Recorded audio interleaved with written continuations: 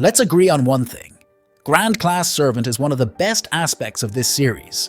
The 7 strongest heroic spirits sent by the world itself. Sounds crazy indeed. By now, we already know some of the Grand Servants like Grandpa Hassan, the Grand Assassin, Orion, the Grand Archer, Solomon, the Grand Caster, and many others. You can watch this video if you want more information. Don't worry, there is an English subtitle that you can understand. Although most of the Grand Servants have appeared, some classes have not shown their Grand Servants. So here we will try to have fun predicting the Grand Servants that are about to reveal themselves. Let's start with this class, because there are so many rumors scattered about the Grand Servant Saber. Of course, it is also the most awaited for its appearance because of Saber. Everyone is bound to be hyped if the Saber class appears. Saber is said to be the strongest class among the other 7 servant classes. We can see firsthand the power of Artoria in the Holy Grail War 4 and 5. The Great Holy Grail War also shows the power of Siegfried, who fights against Karna. Mordred's extraordinary power is also displayed there. Then there is Fergus, who can destroy the surface of the world by piercing his sword into the earth in North America. Oh, and don't forget the Knights in Camelot. Yep, they're pretty goddamn strong. Some candidates I can think of are Arthur or our cash cow Artoria. Again, true, Datamine has revealed that there is a Grand Saber voiced by Kawasumi, so it is most likely her. Even though Datamine said so, but come on. Artoria again. While Artoria is still possible, the supposed Datamine could be suspect. You guys can help me dig deeper into the rumors of Kawasumi being a VA of the Grand Saber. Well, if you know, you can share in the comment section. Meanwhile, Arthur has gained a much better chance with his story reveals. Apparently, he was brought over from his timeline world through collaboration with his Merlin and Roman. Given what we know about the info previously, this is a huge red flag. But consider this. The reason he came to the world of Grand Order, chasing after the original beast of the original series. Remember, what makes Grand Class's servants manifest? Yes, to beast hunting. So, well, it makes sense that he'd become a Grand Saber with all the missions he's done. But wait a minute. It can also be Uther Pendragon who becomes the Grand Saber, Artoria's father. He'll be using the original Caliburn, but much better than his daughter ever had. Or maybe there's a plot twist. Merlin, at some point, made her into a woman for a joke, and she turned into Saberface. This is the version we're about to see. It's not too different, is it? Okay, this one is my favorite, Miyamoto Musashi. Specifically, the one from our timeline at his prime. We have seen the power of our beloved waifu, Musashi Miyamoto, from other worlds, but Musashi from our own world has never been seen.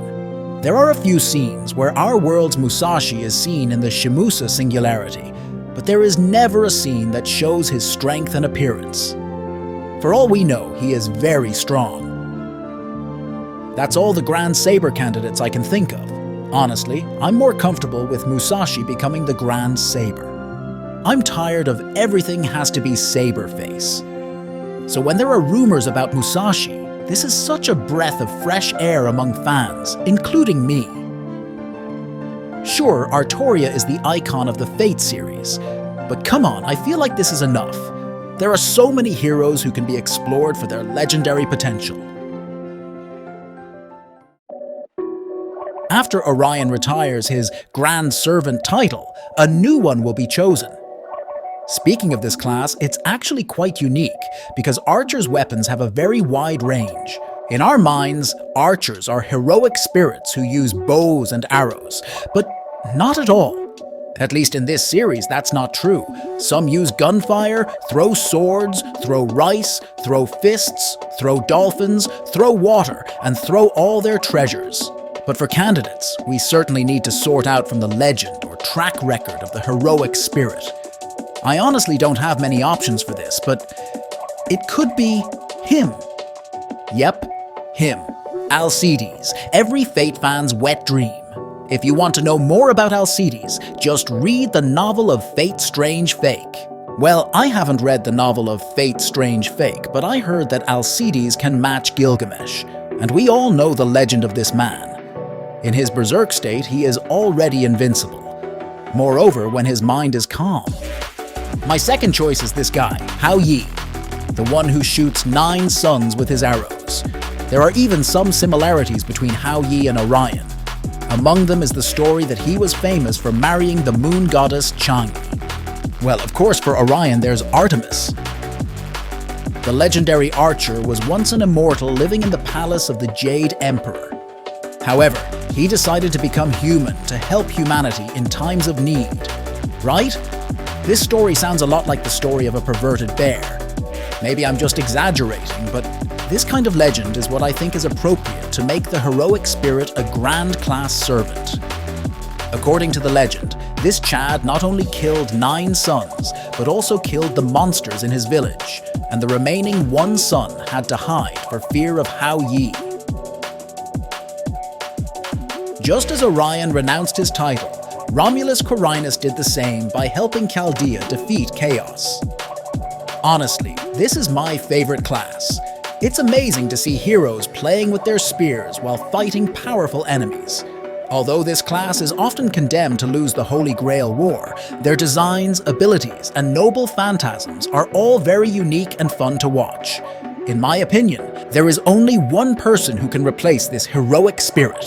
Odin, the Norse king of the gods. He would probably allow himself to be summoned as a servant if he believed it would help prevent Ragnarok.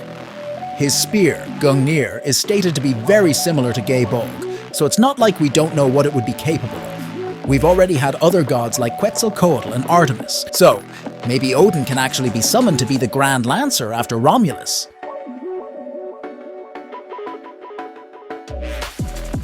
This is the last one, because there are only 7 Grand Servants and the others we already know. Since this servant is the one that I thought many were looking forward to seeing in Lostbelt 7, but apparently not, I thought there were 2 possible candidates. 1. Goliath, the Philistine giant defeated by David. Considering both David and Solomon are present, we should have seen Goliath in some form by now, especially since defeating Goliath was one of David's biggest accomplishments. And quite frankly, considering that Goliath has been described to be 9 feet 9 inches tall in some accounts, he seems like a good choice. 2. Fujimaru Ritsuka. Many theorists continue to look for evidence and think about this one theory, but it seems the true Grand Berserker is, indeed, this gacha addict, Fujimaru Ritsuka. The power to do anything for gacha, from staying up late to farm quartz, to spending money recklessly. This girl truly embraces the essence of Berserker. So, a little reminder, don't be a gacha addict if you don't want to act like a Berserker. Bye guys, hit subscribe or this Berserker girl will possess you.